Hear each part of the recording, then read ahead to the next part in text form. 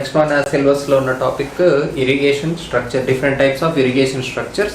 So first irrigation అంటే ఏంటంటే వాటర్ని కల్టివేషన్కి ఆర్టిఫిషియల్గా సప్లై చేసే వాటర్. సో ఆర్టిఫిషియల్గా సప్లై చేయడం అంటే apart from rainfall. So rainfall పడితే అది ఇరిగేషన్ కిందికి రాదు. మనం మాన్యువల్గా సప్లై చేసే వాటర్ని మనం ఇరిగేషన్ అంటాం అనమాట. సో ఈ వాటర్ని డిఫరెంట్ ప్లేసెస్, ఒక రివర్ నుండో ఎక్కడి నుంచి అయినా సరే మాన్యువల్గా తీసుకురావడానికి మనకు different types of irrigation structures అనేవి అవసరం అవుతాయి. సో ఈ స్ట్రక్చర్స్ అన్నిటికి సంబంధించిన బేసిక్స్ ఏవైతే ఉన్నాయో అవన్నీ అడగచ్చు మిమ్మల్ని. So each and every irrigation structure గురించి ఇండివిజువల్గా డిస్కస్ చేసుకుందాం. So most important first type of irrigation structure వచ్చేసి మనకు డ్యామ్. ఓకే, సో డ్యామ్ అనేది ఒక storage head work.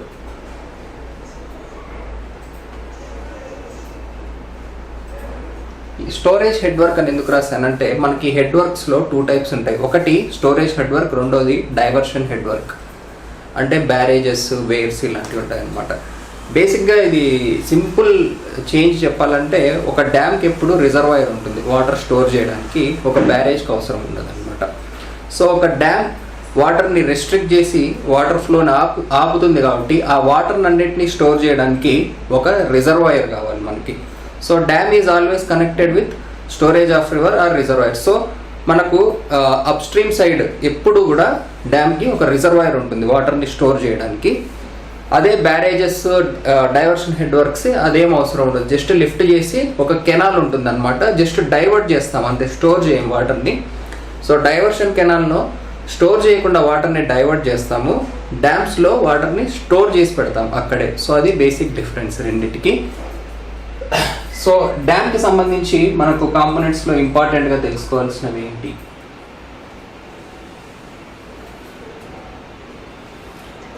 So first కింది నుంచి వద్దాం. సో డ్యామ్కి మనం ఎటువైపు అయితే వాటర్ని ఆపుతున్నామో దాన్ని మనం అప్ స్ట్రీమ్ అంటాం. So opposite side down stream. Down stream అంటే ఇప్పుడు వాటర్ రివర్ ఫ్లో ఇలా ఉందనుకుంటున్నాను నేను. సో రివర్ ఫ్లోకి ఆపోజిట్ ఇటువైపు ఉన్నది అప్ స్ట్రీము, లోతట్టు ప్రాంతాలు అంటారు. సో వాటిని డౌన్ స్ట్రీమ్ అంటారు. ఓకే, సో ఇటువైపు ఉన్న ఎండ్ని హీల్ అంటాం, డౌన్ స్ట్రీమ్ వైపు ఉన్న ఎండ్ని టో అంటాం. సో డౌన్ స్ట్రీమ్లో కూడా మనకు కొంచెం వాటర్ అనేది మెయింటైన్ చేయాలి. So this is called tail water. Okay, so next ఇటువైపు ఈ డ్యామ్ని ఎంత వాటర్ లెవెల్కి అయితే డిజైన్ చేస్తామో దాన్ని మ్యాక్సిమం ఫ్లడ్ లెవెల్ అంటాం అనమాట. దీనికి మనం డిజైన్ చేస్తాము. ఇది కాకుండా మనకు నార్మల్గా వాటర్ ఉన్నది నార్మల్ వాటర్ లెవెల్ అని పెట్టుకోవచ్చు మనం. నెక్స్ట్ లెవెల్ ఏంటి అంటే మినిమం వాటర్ లెవెల్.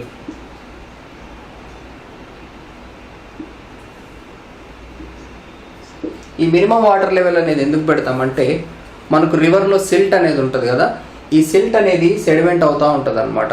సో మనం ఈ పైన ఉన్న వాటర్ని వాడుకోలేము, ఓన్లీ నార్మల్ స్టోరేజ్ నుంచి మినిమం వాటర్ లెవెల్లో ఉన్న వాటర్ మాత్రమే వాడుకోవచ్చు.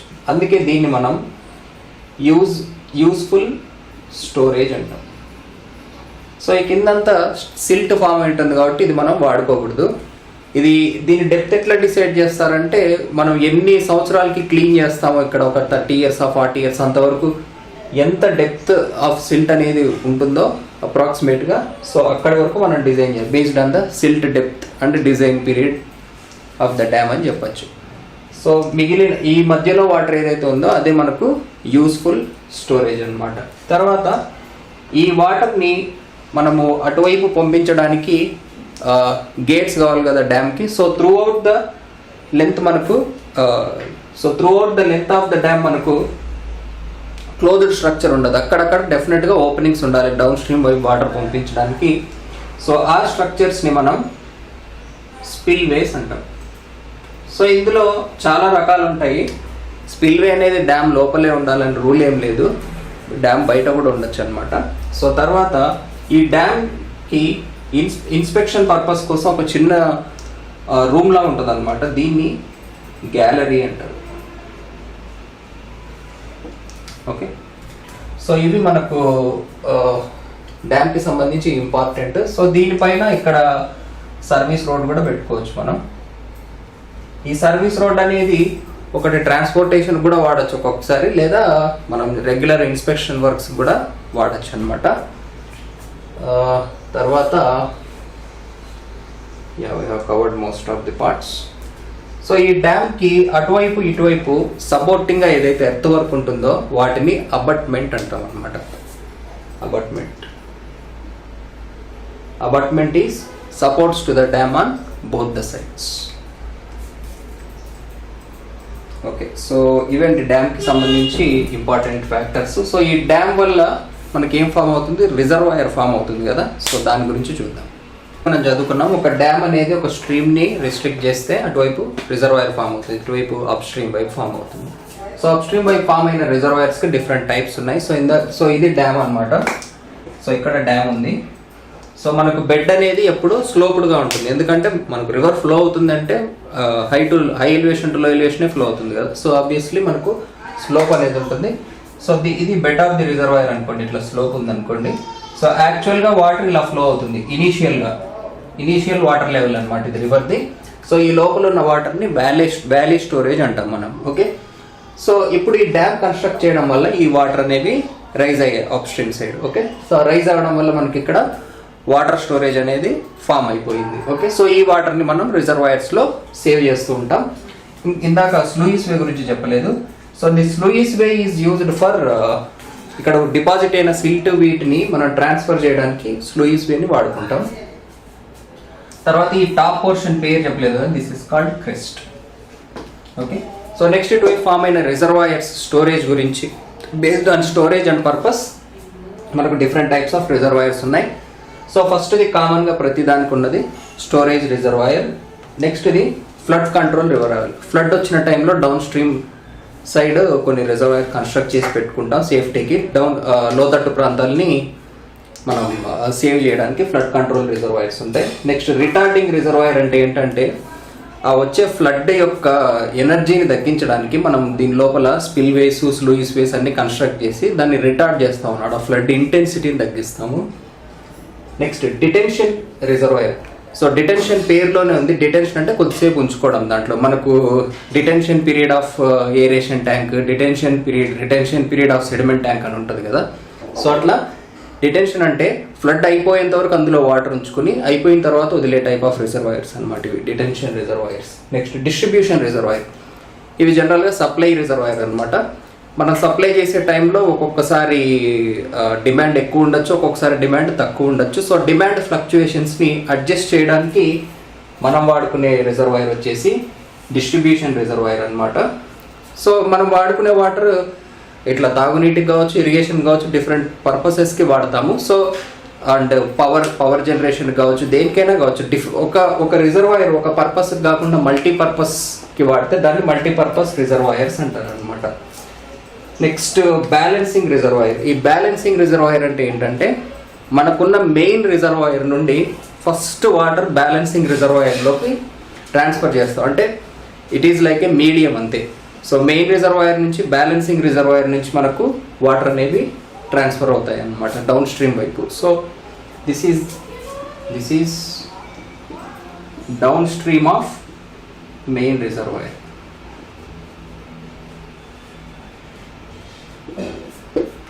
ఓకే, సో మెయిన్ రిజర్వాయర్ యొక్క డౌన్ స్ట్రీమ్లో ఉండి మన డిమాండ్కి తగ్గట్టుగా అది సప్లై చేస్తూ ఉంటుంది అనమాట. ఎందుకంటే ప్రతిసారి మెయిన్ రిజర్వాయర్ నుంచే మనం వాటర్ తీసుకొని రాకుండా ఇట్ విల్ బి బ్యాలెన్సింగ్ అనమాట. Okay, so storage, flood, retarding, detention, distribution, multipurpose, balancing ఇవి టైప్స్ ఆఫ్ రిజర్వాయర్స్. ఇక్కడ మీకు డిఫరెంట్ స్టోరేజెస్ చూపించాను కదా. Maximum flood level, normal flood level, minimum water level కింద ఉన్న వాటర్ని మనం వాడం కాబట్టి దాన్ని డెడ్ స్టోరేజ్ అంటాం. ఇక్కడ రాసేనా dead storage. So minimum water level కంటే తక్కువ ఉంటే దాన్ని డెడ్ స్టోరేజ్ అంటాం. So minimum water level suppose ఇక్కడ ఉందనుకోండి, దీని కింద ఉన్నదంతా డెడ్ స్టోరేజ్ అనమాట. వ్యాలీ స్టోరేజ్ అంటే మనకు వాటర్ లెవెల్ అసలు డ్యామ్ కన్స్ట్రక్ట్ చేయకముందు ఎలా ఉందో ఈ వాటర్ లెవెల్ది వ్యాలీ స్టోరేజ్ అనమాట. ఇది bed of the reservoir. So ఈ లెవెల్స్ ఆఫ్ ద వాటర్ అన్నిటిని రిప్రజెంట్ చేయడాన్ని జోన్స్ ఆఫ్ స్టోరేజ్ అంటారు అనమాట. ఓకే, సో అది బేసిక్గా రిజర్వాయర్ అండ్ డ్యామ్కి సంబంధించి మనం తెలుసుకోవాల్సింది. సో ఇంకా ఫెయిల్యూర్ ఆఫ్ డ్యామ్కి కూడా చాలా రీజన్స్ ఉన్నాయి, బట్ అది కొంచెం స్ట్రక్చరల్ పార్ట్లోకి వస్తుంది మనకు. అంటే ఇప్పుడు మనకు ఫెయిల్యూర్ అనేది ఒకటి, ఇప్పుడు ఒక డ్యామ్కి కింది నుంచి ఇలా వాటర్ వెళ్ళాయి అనుకోండి, దీనికి అప్లిఫ్ట్ ప్రెషర్ అని ఒకటి వస్తుంది. కిందికి ట్రావెల్ అయిన వాటర్ ద్వారా వచ్చేది అప్లిఫ్ట్ ప్రెషర్. సో దీనివల్ల రావచ్చు, లేదా కింద సీపేజ్ అయ్యే వాటరు ఇక్కడున్న సాయిల్ని లిఫ్ట్ చేసి ఒక పైప్ లాగా ఫామ్ చేస్తుంది అనమాట. ఆ పైప్ ఏదో కింద పైప్ పెట్టి పైప్లోంచి వాటర్ పోయినట్టు ఉంటుంది అనమాట. ఈ ఎఫెక్ట్ని పైపింగ్ అంటాం. ఈ పైపింగ్ పైననే కాదు, ఇప్పుడు కాంక్రీట్ కాకుండా ఇది ఎర్త్ అండ్ డ్యామ్ అనుకోండి, ఎర్త్ అండ్ డ్యామ్లో కూడా సీపేజ్ పై నుంచి వస్తుంది. ఈ టాప్ లేయర్ని ఫ్రియాటిక్ లైన్ అంటాం మనం. సో ఇక్కడ కూడా ఒక పైప్ ఫామ్ చేసుకుని పైప్లో నుంచి వాటర్ పోయి కొలాప్స్ అవ్వచ్చు. ఇది ఒక సిచ్యువేషన్. లేదా కరెక్ట్గా డిజైన్ చేయకపోతే ఎక్కువ వాటర్ లెవెల్ వల్ల ఇది ఓవర్ టర్న్ కూడా అయిపోవచ్చు డ్యామ్. సో ఇట్లాంటి different types of structural failures కూడా వస్తాయి. సో దీన్ని కంట్రోల్ చేయడానికి మనం కాంక్రీట్ డ్యామ్ వాడచ్చు, లేదా క్లే అనేది చాలా ఇంపర్మేబుల్ సాయిల్ కాబట్టి క్లేతో కన్స్ట్రక్ట్ చేయొచ్చు. లేదా ఈ ఎడ్జ్లో ఎగ్జిట్ గ్రేడియంట్ ఎక్కడైతే పైపింగ్ ఫామ్ అవుతుందో అక్కడ ఫిల్టర్ బెడ్స్ పెట్టచ్చు. సో ఇట్లా కొన్ని స్ట్రక్చరల్ మెథడ్స్ ఉన్నాయి. ఎగ్జామ్ పాయింట్ ఆఫ్ వ్యూలో అంత ఇంపార్టెంట్ కాదు కాబట్టి అది డిస్కస్ చేయట్లేదు. Okay, so that is about dam and reservoirs. Okay, so already మనం స్టోరేజ్ హెడ్ వర్క్ అనేది చూసాం కదా. ఇప్పుడు మనం చూడబోయేది డైవర్షన్ హెడ్ వర్క్. డైవర్షన్ అంటే, సో ఆల్రెడీ మనకు డ్యామ్ అనేది తెలుసు కదా. సో ఇప్పుడు పోలవరం కన్స్ట్రక్షన్ జరుగుతుంది ఏపీలో కూడా. ఇక డైవర్షన్ కన్స్ట్రక్షన్ కంటే తెలంగాణలో రీసెంట్గా ఓపెన్ అయిన Kaleshwaram project mains. So origin నుండి మనకు ఎన్ని డైవర్షన్ హెడ్ వర్క్స్ ద్వారా అది డిఫరెంట్ ప్లేసెస్కి ట్రావెల్ అవుతుందనే రూట్ మ్యాప్ చూసినా మీకు కొంచెం ఐడియా వస్తుంది. సో స్టోరేజ్కి మనం వాడేది స్టోరేజ్ హెడ్ వర్క్స్. ఆ ఫ్లోలో ఉన్న వాటర్ని స్టోర్ చేయకుండా జస్ట్ ఒకవైపు డైవర్ట్ చేయడానికి వాడేవి డైవర్షన్ హెడ్ వర్క్స్ అనమాట. సో దీనికి రెండు రకాల హెడ్ వర్క్స్ ఉంటాయి. ఒకటి వేరు, రెండవది బ్యారేజ్. ఈ రెండింటి డిఫరెన్స్ నేను తర్వాత డిస్కస్ చేస్తాను. సో బ్యారేజ్ అనే పదం మీకు కూడా కొత్త, విజయవాడలో మనకు ప్రకాశం బ్యారేజ్ ఉంది కదా. సో అట్లా వేర్స్, సో వాటి డిఫరెన్స్ నేను తర్వాత డిస్కస్ చేస్తాను. సో ఫస్ట్ మనం ఓవరాల్గా ఒక డైవర్షన్ హెడ్ వర్క్ యొక్క స్ట్రక్చర్ అర్థం చేసుకుందాం first. So diversion head work కట్టాలంటే ఫస్ట్ ఈ డైవర్షన్ హెడ్ వర్క్ వైపుగా వాటర్ని మలిచేది గైడ్ బ్యాంక్స్ అన్నమాట. నెక్స్ట్ ఈ హై కాంటూర్, అంటే కాంటూర్ మ్యాపింగ్ అనేది ఇందులో కూడా చాలా చాలా ఇంపార్టెంట్ మనకు. ఎందుకంటే ఎలివేషన్ మీదనే కదా మనకు వాటర్ ఫ్లో అంతా డిపెండ్ అయ్యేది. సో ఈ హై కాంటూర్స్ నుంచి మనకు కనెక్ట్ అయ్యే వాటిని మార్జినల్ బండ్స్ అంటారు. బండ్ అనేది కూడా మేబీ మీ తెలంగాణ వాళ్ళకి చాలా కామన్గా వినపడే పదం ట్యాంక్ బండ్. సో ఒక అవుట్లేయర్ స్ట్రక్చర్, అంటే రివర్ ఫ్లో కానీ దేనికైనా అవుటర్ మార్జిన్ లాగా ఉంటుందన్నమాట కనెక్షన్ అనేది. హైదరాబాద్లో ట్యాంక్ బండ్ ఏంటంటే రివర్కి మాన్యువల్గా కన్స్ట్రక్ట్ చేసిన బ్రిడ్జ్ రోడ్ ఏదైతే ఉందో అలాంగ్, సో ఇది tank bund road. So tank bund, guide bank. So ఈ గైడ్ బ్యాంక్ అనేవి they will guide the water towards where our barrage whatever the structure. So ఇక్కడ మీకు కనపడేది డైవర్షన్ హెడ్ వర్క్స్. ఇక్కడ ఉంది కదా, ఈ పార్టీ అనమాట బేసిక్ డైవర్షన్ హెడ్ వర్క్ అనేది, మొత్తం కాదు. సో ఇక్కడ మనం వేర్ ఆర్ బ్యారేజ్ అనేది కన్స్ట్రక్ట్ చేస్తాం. రెండు పిక్చర్స్ నేను చూపిస్తాను మీకు. సో దీనికి సంబంధించి ఇంపార్టెంట్ పాయింట్స్ ఏమేమి తెలుసుకోవాలో చూద్దాం. సో ఫస్ట్ ఒక డైవర్షన్ హెడ్ వర్క్ బ్యారేజ్ అనేది హిట్ అవ్వగానే ఈ వాటర్ అనేవి రైజ్ అవుతాయి అన్నమాట. ఎంత వాటర్ రైజ్ అయ్యింది అనే దాన్ని అఫ్లక్స్ అంటాం మనం. అంటే వేర్ కన్స్ట్రక్ట్ చేయడం ద్వారా వాటర్ అనేది ఎంత హైట్ రైజ్ అయ్యింది అనేది అఫ్లక్స్. ఈ అఫ్లక్స్ క్రియేట్ చేసేది ఇక్కడ వేర్ కనిపిస్తుంది కదా, దీన్ని క్రెస్ట్ ఆఫ్ ది వేర్ అంటారు. ఈ క్రెస్ట్ పైన ఒక గేట్ ఉంటుంది, దీన్ని క్రెస్ట్ గేట్ అంటారు అనమాట.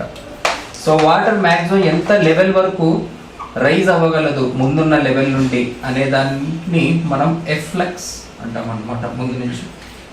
ఓకే, సో దాన్ని బట్టి మనం క్రెస్ట్ గేట్ యొక్క హైట్ డిసైడ్ చేస్తాం. సో ఇందులో ఏంటంటే మనం వాటర్ని ఆపము, జస్ట్ రైజ్ చేసి అది యాజ్ ఇట్ ఈస్గా ట్రావెల్ అయ్యేలాగా చేస్తాం. అసలు రైజ్ ఎందుకు చేయాలి అంటే, ఫ్లో అయ్యే వాటర్ పక్కకు చిన్న కెనాల్ తవ్వారనుకోండి, చాలా తక్కువ వాటర్ వెళ్తాయి. అదే దాని హైట్ పెంచామనుకోండి ఎక్కువ వాటర్ వెళ్తాయి. ఎందుకు? సపోజ్ నేను ఒక చిన్న బకెట్ పెట్టాను, బకెట్లో ఇంత హైట్ వాటర్ పెట్టి ఇక్కడ ఒక హోల్ పెట్టాను. సో ఇటు నుంచి కొంచెం వాటర్ వెళ్తాయి, ఆబ్వియస్గా తెలిసిందే మనకు. సో ఇక్కడ పెద్ద హోల్ పెట్టాను అనుకోండి, ఇటు నుంచి ఎక్కువ వాటర్ వెళ్తాయి, ఇది తెలుసు. సపోజ్ దీని హైట్ పెంచితే ఇటువైపు నుంచి ఎక్కువ వాటర్ వెళ్తాయి కదా మనకి. సో ఇవే మనకు డైవర్షన్ కెనాల్స్ అన్నమాట. సో ఒక రివర్ నుంచి వాటర్ని డైవర్ట్ చేయాలంటే ఆ రివర్ యొక్క హెడ్ పెంచాలి. సో ఈ హెడ్ పెంచాలంటే ఏం చేయాలి? ఆ రివర్ వాటర్ని ఆపాలి. ఆపితే అప్పుడు వెలాసిటీ హెడ్ పొటెన్షియల్ హెడ్ లాగా మారుతుంది. సో అటువైపు ఎక్కువ వాటర్ వెళ్ళిపోతాయి అనమాట. సో ఇట్లా వాటర్ని డైవర్ట్ చేయడానికి హెడ్ని ఇంక్రీజ్ చేసే స్ట్రక్చర్ని మనం డైవర్షన్ హెడ్ వర్క్స్ అంటాం అనమాట. సో దీనికి సంబంధించిన components, so first right side నుంచి వస్తాయి. ఇదే మెయిన్ వేర్ పార్ట్ మనకు. సో ఇక్కడ పైర్ అంటే కాలం అనమాట. So different types of pairs ఉంటాయి మనకు వరుస పెట్టి. సో ఈ పైర్స్ ద్వారా ఈ టోటల్ లెంత్ని డిఫరెంట్ బేస్గా డివైడ్ చేస్తారు అనమాట. ఇట్లా విడివిడిగా ఉన్నాయి కదా, దిస్ ఇస్ కాల్డ్ ఈచ్ బే. బే అనేది మనకు మల్టీ స్టోరీ బిల్డింగ్స్లో కూడా వాడే పదమే. ఇప్పుడు ఒక మల్టీ స్టోరీ బిల్డింగ్ అనుకుందాం. సో చాలామందికి తెలిసిందే హైట్ని స్టోరీ అంటారు, అట్లనే ఇలా లెంత్ ఉన్నదాన్ని బే అంటాం.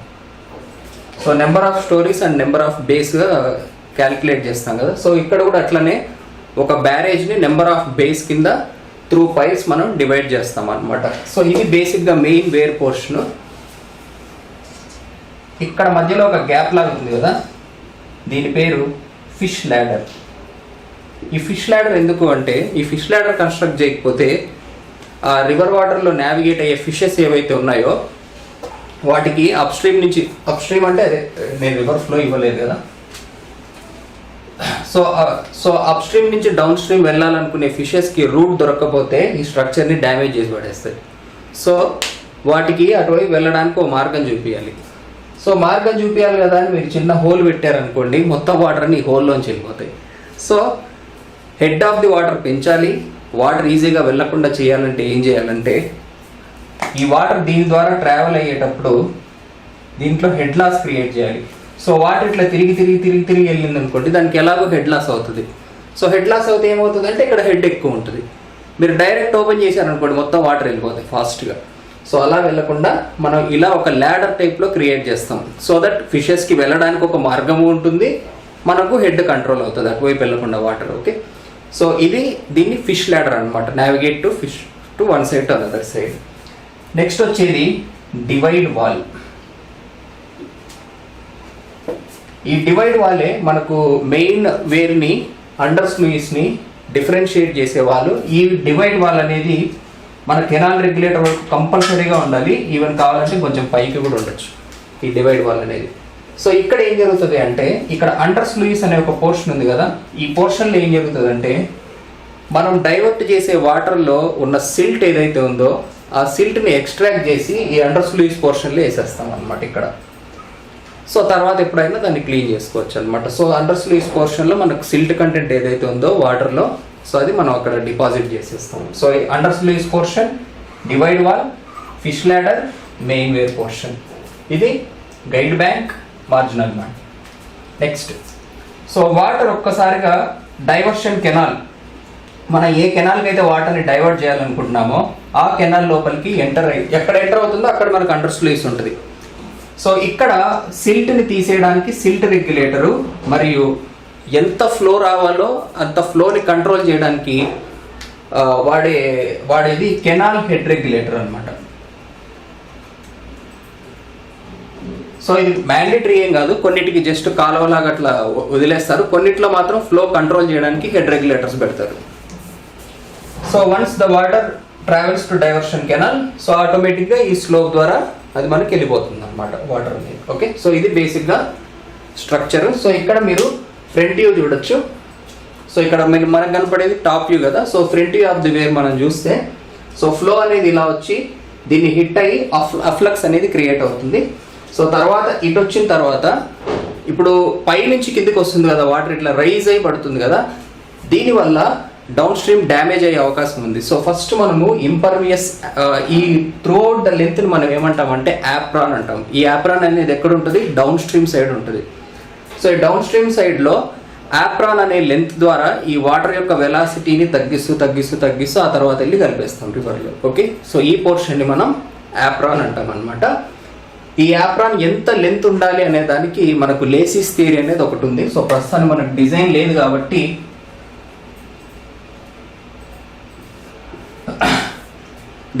కాబట్టి ఎందుకు ఇది ఎంత లెంత్ ఉండాలి అనేది ఎందుకు అంటే బేసిక్గా ఇక్కడ ఏం జరుగుతుందంటే that effect is called scouring అంటే ఈ కింద పడ్డ వాటర్ వల్ల ఈ టాప్ లేయర్ ఉంది కదా, ఇదంతా వాటర్తో పాటు వెళ్ళిపోతూ ఉంటుంది అనమాట. దీనివల్ల ఏమవుతుంది, down stream water bed level ఏదైతే ఉందో అది టైం టు టైం తగ్గిపోతూ ఉంటుంది అనమాట ఈ స్కౌరింగ్ ఎఫెక్ట్ వల్ల. ఈ తగ్గిపోయే ఎఫెక్ట్ని ఏమంటారంటే రిగ్రెషన్ అంటారు.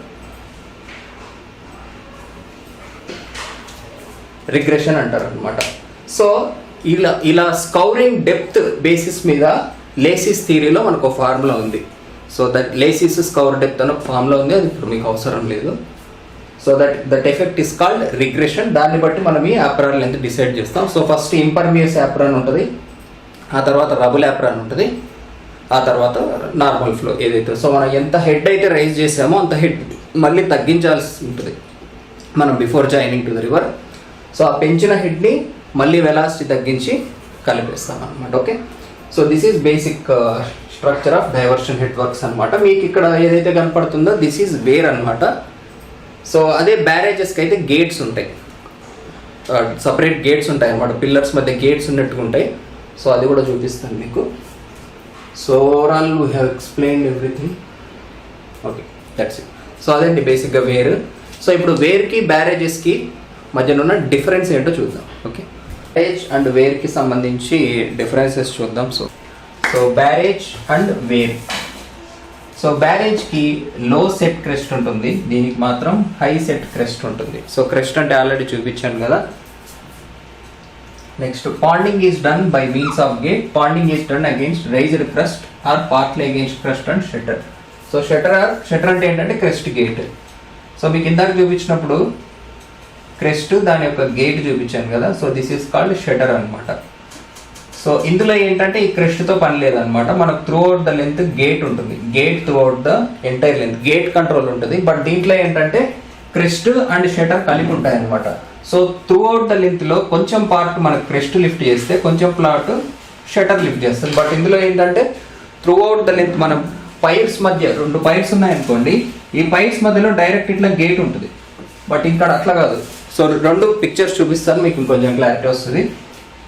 నెక్స్ట్ ఇక్కడ గేట్స్ ఎక్కువ లెంత్ ఉంటాయి, ఇక్కడ చిన్న లెంత్ ఉంటాయి, ఎందుకంటే క్రెస్ట్ కూడా ఉంటుంది కదా. సో అప్ టు 2 meters ఉంటుంది అంతే. సో ఇందులో మనకు మంచి కంట్రోల్ ఉంటుంది రివర్ మీద, ఎందుకంటే ఇది కంప్లీట్లీ కంట్రోల్డ్ బై గేట్స్ కాబట్టి. ఇక్కడ ఫిక్స్డ్ క్రెస్ట్ వల్ల కూడా జరుగుతుంది కాబట్టి కంట్రోల్ అనేది ఉండదు అనమాట. సో జస్ట్ అట్లా వేర్ కట్టేసి వదిలేస్తే వాటర్ ఫ్లో అవుతూ కంటిన్యూగా ఉంటుంది అనమాట. సో మనకు ఫుల్ కంట్రోల్ కావాలి వాటర్ మీద అంటే barrage is best. Next high floods can be passed with minimum afflux. Minimum afflux అంటే అఫ్లక్స్ అంటే ఎంత రైజ్ వాటర్ చేస్తున్నాం అనేది అఫ్లక్స్ అనమాట. Excess afflux in high flood. So high floods వచ్చినప్పుడు మనకు కంట్రోల్ చేయలేము. అఫ్లక్స్ అంటే ఇంకా వాటర్ అట్లా రైజ్ అవుతూ ఉంటుంది అనమాట. సో ఇక్కడ కంట్రోల్ చేయొచ్చు. Less silting. Raised crest causes silting in the up stream. So దీనివల్ల ఏం జరుగుతుందంటే రైజ్డ్ క్రెస్ట్ ఫామ్ అయిన రైజ్డ్ క్రెస్ట్ సిల్టింగ్ కూడా క్రియేట్ చేస్తుంది. సో అది కూడా ఒక ప్రాబ్లం వేర్లో. సో సిల్టింగ్ అంటే రివర్ వాటర్లో ఉన్న సిల్ట్ ఉంటుంది కదా, అది కింద డిపాజిట్ అవడాన్ని సిల్టింగ్ అంటారు అనమాట. సో ఇందులో కంపారిటివ్గా లెస్ సిల్టింగ్ ఉంటుంది. కన్స్ట్రక్షన్ చేయడానికి ఎక్కువ టైం పడుతుంది. సో ఇది తక్కువ టైం పడుతుంది. Silt removal is done through under sluice, no means for silt disposal. So ఇందాక మీకు ఫస్ట్ నేను డైవర్షన్ హెడ్ వర్క్లో చూపించాను కదా, అది బేసిక్గా నేను చూపించింది బ్యారేజెస్ది. సో వేర్లో అట్లాంటి సిల్ట్ డిస్పోజల్ ఉండదు అనమాట. త్రూ అవుట్ ద లెంత్ మనకు వేర్ ఉంటుంది డైరెక్ట్గా. సో పిక్చర్స్ చూపిస్తాను మీకు అర్థమవుతుంది ఏది బ్యారేజ్ ఏది వేర్ అని.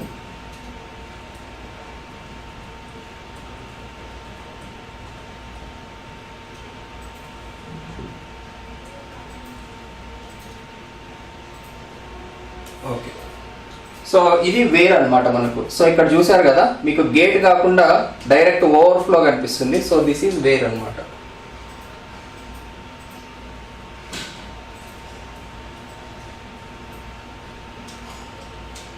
ఇది ఫిష్ లాడర్.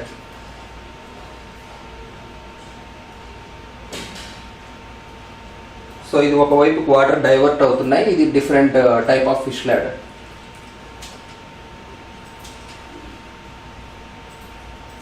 సో ఇది మనకు విజయవాడలో ఉన్న ప్రకాశం బ్యారేజ్. సో ఇందులో చూసారా, సో ఈ త్రూ అవుట్ ద లెంత్ మనకు ఓన్లీ గేట్ ఉంటుంది అంతే.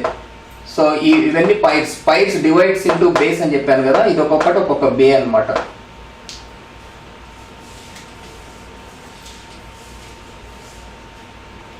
సో ఇది ఐ థింక్ ఇది ఇండియాలో కాదు,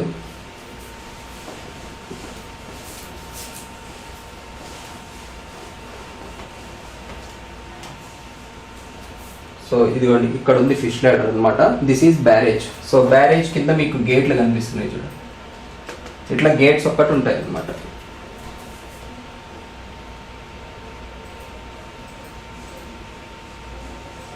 అది సిల్ట్ ఎజెక్టర్, సిల్ట్ని తీయడానికి పనిచేస్తుంది. ఇదంతా థియరిటికల్ పార్ట్. గ్యాప్ ఉంది కదా. సో వర్క్స్ అంటే ఏంటంటే మనకు ఒక కెనాల్, క్రాస్ డ్రైనేజ్ వర్క్స్ అంటే ఏంటంటే మనకి ఇప్పుడు ఒక కెనాల్ అనేది ఎక్కడి నుంచో చాలా దూరం నుండి చాలా దూరం ట్రావెల్ చేయాల్సి వస్తుంది. సో ఆ కాంటూర్ గ్రేడియంట్ అనేది డిఫరెంట్ లొకేషన్స్లో డిఫరెంట్ లెవెల్స్లో ఉంటుంది అనమాట. ఇట్లా ట్రావెల్ చేసేటప్పుడు మనకు డిఫరెంట్ సిచ్యువేషన్స్లో ఒక్కొక్కసారి కెనాల్కి రివర్ ఇట్లా అడ్డం వస్తుంది అనమాట. సో ఈ రివర్ని ఈ కెనాల్ని ఎలా దాటించాలి రివర్ని అనేదే క్రాస్ డ్రైనేజ్ వర్క్స్ అనమాట. సో దీనికి ఎలాంటి క్రాస్ డ్రైనేజ్ వాడాలి అనేది ఆ రివర్ కెనాల్ ఏ ఎలివేషన్లో ఉన్నాయనే సిచ్యువేషన్ని బట్టి ఉంటుంది. సో అవి ఏంటివో చూద్దాం. ఫస్ట్ సిచ్యువేషన్, సో కెనాల్ యొక్క బాటమ్ లెవెల్ కెనాల్, సో దీన్ని బెడ్ అంటారు అనమాట, బెడ్ ఆఫ్ ది కెనాల్. దీన్ని FSL అంటారు. Okay, so flood surface level. So ఇది కెనాల్కి సంబంధించి. సిమిలర్గా రివర్కి కూడా ఒక బెడ్ ఉంటుంది కదా,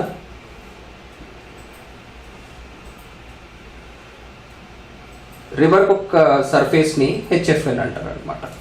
సో ఇప్పుడు ఈ bed of the canal, bed of the river, FSL of the canal and HFL of the river ఏ ఎలివేషన్స్లో ఉన్నాయి అనే దాన్ని బట్టి మనం ఏ టైప్ ఆఫ్ కెనాల్ని వాడాలి అనేది డిసైడ్ చేస్తాం అనమాట. సో ఏ సిచ్యువేషన్స్ వస్తాయనేది చూద్దాం. ఫస్ట్ సిచ్యువేషన్ ఏంటంటే కెనాల్ టాప్ సర్ఫేస్ ఇక్కడ ఉంది, కెనాల్ బెడ్ ఇక్కడ ఉంది. రివర్ టాప్ సర్ఫేస్ ఇక్కడ ఉంది, రివర్ బెడ్ ఇక్కడ ఉంది. సో సిచ్యువేషన్ ఏంటి, bed of the canal is above the HFL of river and FSL is obviously above. ఈ సిచ్యువేషన్లో మనం వాడే క్రాస్ డ్రైనేజ్ వర్క్ని యాక్విడక్ట్ అంటాం. డక్ట్ అంటే ఒక చిన్న కాలువలాగా, అంటే ఓపెన్గా పెట్టేసి పంపించాడు. Okay, second situation, bed of the canal పైననే బెడ్ ఆఫ్ ది రివర్ పైన బెడ్ ఆఫ్ ది కెనాల్ ఉంది, కానీ HFL ఆఫ్ ది రివర్, ఇది HFL of the river, below the FSL of the canal ఉంది. సో ఈ సిచ్యువేషన్లో ఏం వాడతామంటే, ఇప్పుడు యాక్విడక్ట్ ఓపెన్ టైప్ వాడలేం కదా, సో అందుకు మనం ఏం చేస్తామంటే ఇక్కడ సైఫాన్ యాక్విడక్ట్. సైఫాన్ యాక్విడక్ట్ అంటే ఏంటంటే, సైఫాన్ యాక్షన్ అంటే లిఫ్టింగ్ త్రూ సక్షన్ అనమాట. కొద్ది దూరం ఆ వాటర్ని పైకి లేపి ఆ తర్వాత యాక్విడక్ట్ వాడుకుంటాం. సో ఒక సైఫాన్ని యాక్విడక్ట్ని కలిపి వాడుకుంటున్నాం కాబట్టి దీన్ని సైఫాన్ యాక్విడక్ట్ అంటారు అనమాట. సో అంటే ఒక చిన్న పైప్ లాంటిది ఇట్లా పెడతాం అనమాట. ఈ పైప్లో నుంచి కెనాల్ వాటర్ని ఇట్లా పంపించి యాక్విడక్ట్ పంపించేస్తాం. అలా కాకుండా డైరెక్ట్గా ఈ సిచ్యువేషన్లో ఉందనుకోండి, డైరెక్ట్గా ఒక కాలువ తవ్వినట్టుగా ఆ వాటర్ని చిన్న పిల్లర్స్ కన్స్ట్రక్ట్ చేసి ఆ రివర్ మీదుగా వాటర్ని పంపిస్తాం. ఒకవేళ జస్ట్ కొంచెం లిఫ్ట్ చేస్తే సరిపోతుంది, యాక్విడక్ట్ కట్టినా సరిపోతుంది అనుకుంటే కొంచెం లిఫ్ట్ చేసి తర్వాత యాక్విడక్ట్ వాడుకుంటాం. దీన్ని సైఫాన్ యాక్విడక్ట్ అంటారు. ఇలా కాకుండా నెక్స్ట్ థర్డ్ సిచ్యువేషన్, ఇది బెడ్ ఆఫ్ ది రివర్, ఇది HFL ఆఫ్ ది రివర్, ఇది బెడ్ ఆఫ్ ది కెనాల్, ఇది FSL ఆఫ్ ది కెనాల్. ఈ సిచ్యువేషన్లో ఏం వాడాలి అంటే సైఫాన్ మాత్రమే వాడాలి, వేరేది వాడడానికి అవకాశమే లేదు. సో సైఫాన్ అంటే ఏంటంటే సక్షన్ త్రూ పంప్స్ ద్వారా పంపిస్తాం వాటర్ని, డైరెక్ట్ ఓపెన్ పెట్టి పంపించలేం కాబట్టి సో సైఫాన్ యాక్షన్ ద్వారా పంప్ మీదుగా లిఫ్ట్ చేసి పంపిస్తాం దీన్ని. సో అది సైఫాన్ యాక్విడక్ట్ అంటే. Sorry, this is only siphon, not siphon aqueduct. Next situation, ఇది బెడ్ ఆఫ్ ది రివర్, ఇది HFL of the river. Okay, కిందికి వేసేద్దాం. Next FSL of the river, bed of the river కంటే తక్కువ ఉందంటే ఇప్పుడు దీన్ని లిఫ్ట్ చేయడం అనేది చాలా కష్టం, కింద ఉంది కాబట్టి. సో ఇప్పుడు ఏం చేయాలంటే కింది నుంచి పంపించాలి దీన్ని. సో ఇట్లా కింది నుంచి పంపించడాన్ని మనం ఏమంటామంటే సూపర్ పాసేజ్. దీన్ని సూపర్ పాసేజ్ అంటాం. నెక్స్ట్ సిచ్యువేషన్,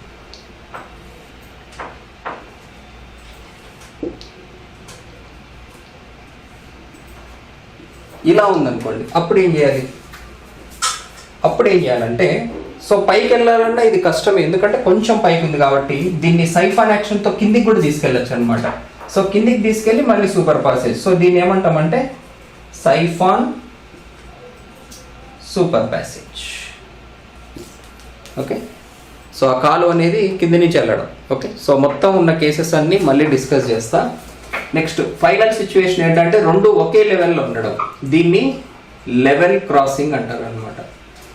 ఈ లెవెల్ క్రాసింగ్లో ఏంటంటే ఇక ఫుల్ కంట్రోల్ ఉంటుంది, ఎప్పుడు రిలీజ్ చేయాలి ఎప్పుడు కంట్రోల్ చేయాలని ఒక కంట్రోల్ రెగ్యులేటర్ని పెట్టి ఫ్లో కంట్రోల్ మానిటర్ చేస్తూ ఉండే type of the level crossing అనమాట. ఓకే, సో మొత్తం మళ్ళీ డిస్కస్ చేస్తాను, గుర్తుపెట్టుకోండి. ఎగ్జామ్ పాయింట్ ఆఫ్ వ్యూలో కొంచెం ఇంపార్టెంట్ టాపిక్ ఇది ఇరిగేషన్ స్ట్రక్చర్లో. సో దీన్ని ఎక్స్ప్లెయిన్ చేయడానికి నేను ఫస్ట్ రివర్ది ఫిక్స్ చేసేస్తా. సో ఇది బెడ్ ఆఫ్ ది రివర్, ఇది హెచ్ఎఫ్ఎల్. సో ఫస్ట్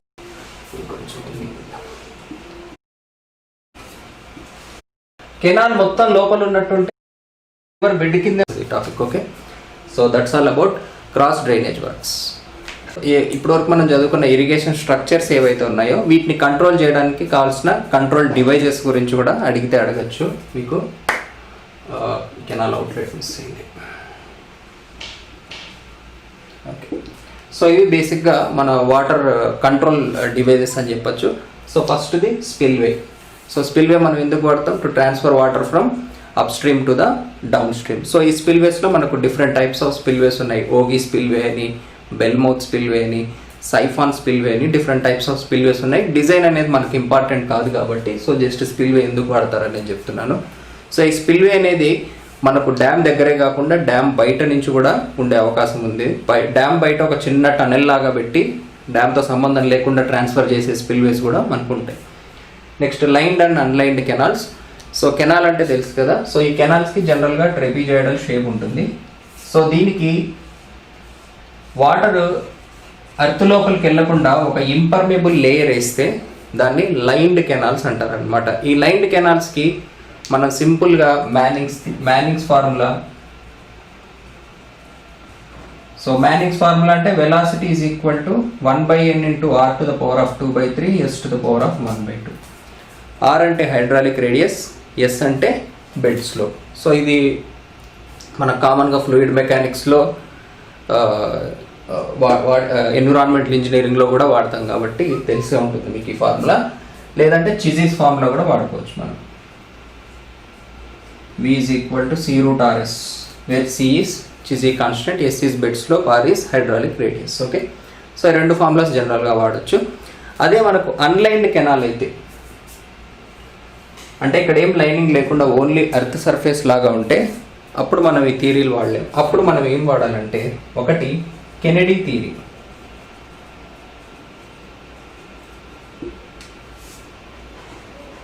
రెండవది లేసీ థియరీ. సో ఈ కెనెడీ థియరీ అనేది బేసిక్గా ఏం చెప్తుందంటే ఒక వాటర్ ట్రావెల్ అయ్యేటప్పుడు సిల్టింగ్ అనేది చాలా కామన్ ప్రాబ్లం. సిల్ట్ కిందకి పడ్డాన్ని సిల్టింగ్ అంటారు అనమాట. సో ఈ సిల్ట్ కిందకి పడ్డానికి వర్టికల్ ఫోర్స్ ఉంటుంది. అలానే ఇలా హారిజాంటల్గా ట్రావెల్ అవ్వడం వల్ల ఎడ్డీ ఫోర్స్ అనేది, ఎడ్డీస్ అంటే ఏంటంటే రొటేషనల్ వెలాసిటీ. అంటే ఫాస్ట్గా ఒక వాటర్ ఫోర్స్గా వేసాం అనుకోండి, దాని లోపల ఉన్న వాటర్ తిరగడం వల్ల వచ్చే లోకల్ వెలాసిటీని ఎడ్డీస్ అంటారు అనమాట. సో కెనడీ ఏం చెప్తాడంటే ఒక క్రిటికల్ వెలాసిటీ అనే పాయింట్ దగ్గర ఇవి సస్పెన్షన్ స్టేట్లో ఉంటాయి. అంటే సిల్టింగ్ కాదు, అంటే సిల్ట్ కింద కెనాల్ కింద పడకుండా చేయాలంటే ఒక క్రిటికల్ వెలాసిటీ అనే పాయింట్ని మనము క్యాచ్ చేయగలిగితే ఆ క్రిటికల్ వెలాసిటీలో సిల్ట్కి డౌన్వర్డ్ వెలాసిటీ డౌన్వర్డ్ ఫోర్స్ ఎంత ఉంటుందో ఈ ఎడ్డీ క్రియేట్ చేసే అప్వర్డ్ ఫోర్స్ కూడా. సో ఇప్పుడు లోపల సిల్ట్ ఉందనుకోండి, ఇది గ్రావిటేషన్ అయితే ఇది ఎడ్డీ ఫోర్స్ అయ్యి రెండు కంపన్సేట్ అవ్వడం వల్ల ఈ సిల్ట్ అనేది సస్పెన్షన్ స్టేట్లోనే ఉండి రివర్తో పాటే వెళ్తూ సిల్టింగ్ జరగకుండా ఉంటుందన్నమాట. రెండవ ప్రాబ్లం స్కౌరింగ్ అంటే ఈ వాటర్తో పాటు ఎర్త్ ఇట్లా వెళ్తూ ఉన్నాడు అనమాట. సో హై వెలాసిటీ అనేది ఉంటే స్కౌరింగ్ అనేది జరుగుతుంది అనమాట. సో ఈ రెండింటిని కంట్రోల్ చేస్తూ మన వెలాసిటీని డిజైన్ చేయడాన్ని కెనడీ థియరీ అంటారు అనమాట. సో ఇట్లా కాకుండా లేసీ థియరీ ఏం చేసిందంటే, సో ఇందులో చాలా ప్రాబ్లమ్స్ ఉన్నాయని అర్థమైంది. సో లేసీ థియరీ ఏం కనుక్కుందంటే, ఏదైనా ఒక ఫిక్స్డ్ ఛానల్లో ఒక వెలాసిటీ ట్రావెల్ అవుతూ ఉన్నప్పుడు సిల్టింగ్ అనేది జరుగుతూ ఉంటుంది. జరిగి ఆ కెనాల్ దానంతట అదే ఒక షేప్ తీసుకుని ఆ తర్వాత సిల్టింగ్ ఫర్దర్గా జరగకుండా ఉంటుంది అనమాట. ఈ ఫైనల్గా సిల్టింగ్ అండ్ స్కౌరింగ్ జరగకుండా ఒక షేప్లోకి వస్తుంది కదా ఫైనల్గా, ఆ సిచ్యువేషన్ని లేసీ థియరీలో ఏమంటారంటే ఫైనల్ రెజీమ్ కండిషన్ అంటారు.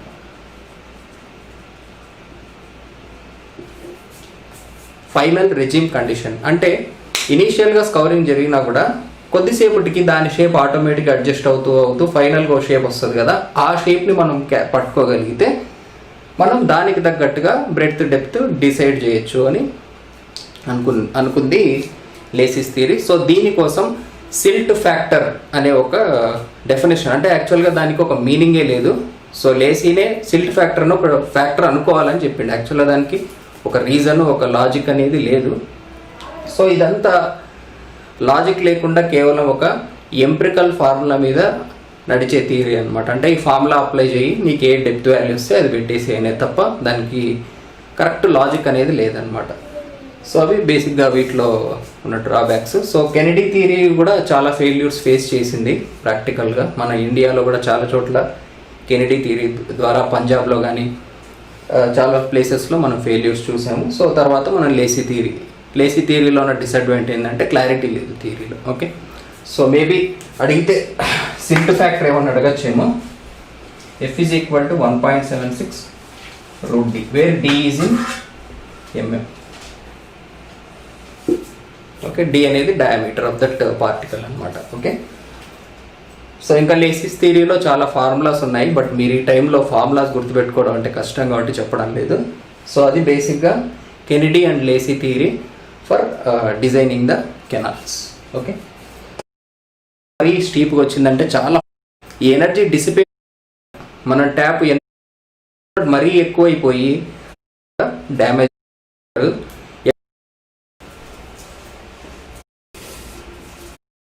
అంటే వాటర్ కెనాల్కి ఎక్కడ కనెక్ట్ అయి ఉంటుందంటే డిస్ట్రిబ్యూటర్ రెగ్యులేటర్ కెనాల్ నుంచి మన వాటర్ కోర్స్కి అవుట్లెట్ ద్వారా వాటర్ వెళ్తాయి.